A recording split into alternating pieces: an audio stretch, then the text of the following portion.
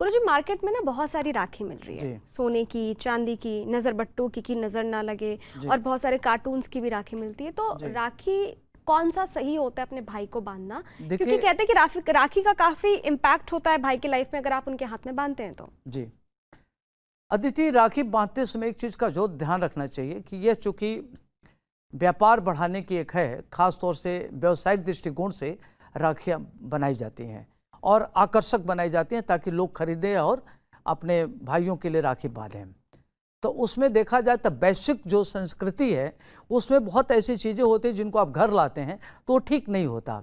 तो इसमें ध्यान रखना चाहिए कि अगर रुद्राक्ष का हो, सोने की राखी बंधी हो, चांदी की राखी बंधी हो, या सामान्य धागा, अगर कुछ सामान्य धागा भी बांध सकते हैं जो बहुत ही कीमती होता है। इसमें धागा बांधने का महत्व होता है और धागे में जो गांठ होती है उसका महत्व होता है। कुछ नहीं है तो आदमी रक्षा सूत्र ही बांध दे। रक्षा सूत्र बांधने का मतलब ये होता है कि यह बहुत पहले से कहानी चली आ रही है कि जब भगवान श्री कृष्ण ने चक्र सुदर्शन चलाया था तो उस समय क्या हुआ था कि उनके हाथ में खून बहने लगा था, रक्त बहने लगा था।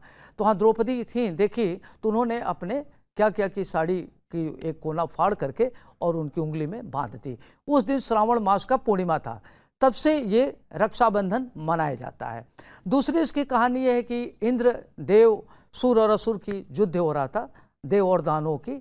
तो उसमें इंद्र जा रहे थे युद्ध करने, तो उनकी पत्नी सची ने, जो इंद्राणी है, वो इंद्र के बाह में रक्षा सूत्र बांधी थी। उस दिन भी श्रावण मास की पूर्णिमा तिथि थी, तब से रक्षाबंधन मनाया जाता है। और रक्षाबंधन देखा जाए तो हिंदू सनातन धर्म में यह वर्ष का पहला त्यौहार होता है।